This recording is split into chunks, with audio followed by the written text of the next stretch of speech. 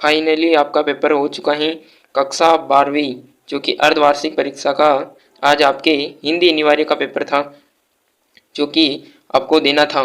तो इसका पेपर की आंसर की अपन जल्दी से जल्दी देख लेते हैं कि कौन सा प्रश्न का आंसर क्या होगा। तो आप मिला लीजिए कि आप कौन कौन से आंसर करके आए हैं और कितने सही करके आए हैं। अभी तक आपने हमारे यूट्यूब चैनल को सब्सक्राइब नहीं किया तो सब्सक्राइब कर लें और ताकि अगले सब्जेक्ट का पेपर इसी चैनल पर आपको मिलेगा।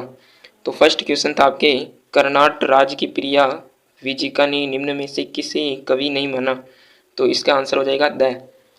अगला क्वेश्चन था, शाब्दिक अर्थ में असंभव होते हुए भी नियामत सिद्धांत हैं। तो इसका आंसर होगा दोस्तों ए ऑप्शन। जो भी ए ऑप्शन करके आए हैं विद्यार्थी उनका करेक्ट आंसर होगा।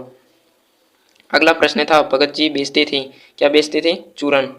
ब ऑप्शन राइट आंसर होगा। और बालक ललचाया, किसे किसे ललचाया था? चांद पे। स ऑप्शन। अगला क्वेश्चन है, किसी भी भाषा को जानने के लिए किसका ज्ञान बहुत आवश्यक है। तो किसका ज्ञान है? लिपि का। अगला क्वेश्चन था, समाचार लेखन में किस शैली का प्रयोग किया जाता है। तो उल्का पिरामिड। यानी कि जो भी विद्यार्थी बी ऑप्शन करके आए हैं उनका राइट आंसर होगा। फिर अगला क्वेश्चन था, मैं पहुंचा तो सरकार मेरी राह देख रही थी, यहाँ सरकार प्रयुक्त हुआ है, किसके लिए हुआ है? दंताजी राव के लिए।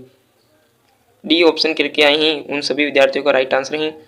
अगला प्रश्न था, भारत में प्रथम छापे खाने का कब खुला?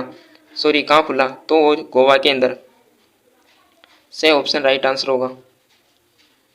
अगला क्वेश्चन था, स्वादाताओं के बीच काम का विभाजन आमतौर पर उनकी दिलचस्पी और ज्ञान को ध्यान में रखते हुए किया जाता है। तो इसमें क्या राइट आंसर होगा? ए बीट। फिर अगला प्रश्न है, किस शब्द शक्ति में मुख्यार्थ बाधित होता है। तो लक्षणा शब्द शक्ति के अंदर। अगला प्रश्न है, जब किसी वर्ण की आवृत्ति एक बार होती है तो उसे क्या कहते हैं? छेकानुप्रास अलंकार। द ऑप्शन राइट आंसर होगा। रुबाइयां कविता में कवि ने किस भाषा का प्रयोग किया है? फारसी। द ऑप्शन जिसने भी किया है उन सभी का राइट आंसर होगा। अब अपन जान लेते हैं सेकंड क्वेश्चन जो कि रिक्तस्थान पूछे गए हैं। विचार विनिमय के माध्यम को कहते हैं, क्या कहते हैं? विचार विनिमय यानी कि भाषा। और सेकंड में आंसर होगा हिंदी भाषा की क्या कौन सी लिपि है? देवनागरी लिपि। जो भी देवनागरी करके आए हैं उन सभी का राइट आंसर होगा। और फिर आपके अगला रिक्तस्थान था, किसी व्यक्ति के मूल उद्देश्य को प्रकट करने वाली शब्द शक्ति को कहते हैं। किसी मूल उद्देश्य को, तो इसे क्या कहते हैं? व्यंजना शब्द शक्ति। जो भी व्यंजना करके आए हैं उन सभी का राइट आंसर होगा। अगला रेगिस्तान है, सुवर्ण को ढूंढत फिरे कवि व्यभिचारी चोर में पंक्ति में अलंकार हैं। श्लेष अलंकार होगा इसमें।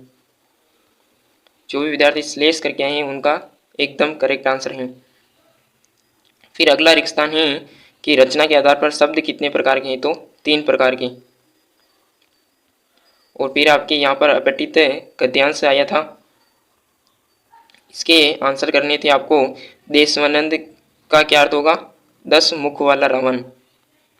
जो भी ये आंसर करके आए हैं 10 मुख वाला रावण उनका राइट आंसर होगा। और उक्त गद्यांश में क्या किया है? कविता का सौंदर्य बताए गए हैं। कविता का क्या बताए गए हैं? सौंदर्य। और फिर यहाँ पर वह पद्यांश पूछा गया था जिसके आंसर आपको करने थे इन क्वेश्चन के। और हजारी प्रसाद द्विवेदी और रघुवीर साई का जो कि कवि परिचय और लेखक परिचय आपको लिखने थे। आई होप कि आपने बहुत ही अच्छा पेपर दिया होगा और आपका अच्छा पेपर हुआ होगा। तो मिलते हैं इसके नेक्स्ट पेपर के साथ, तब तक के लिए जय हिंद जय भारत।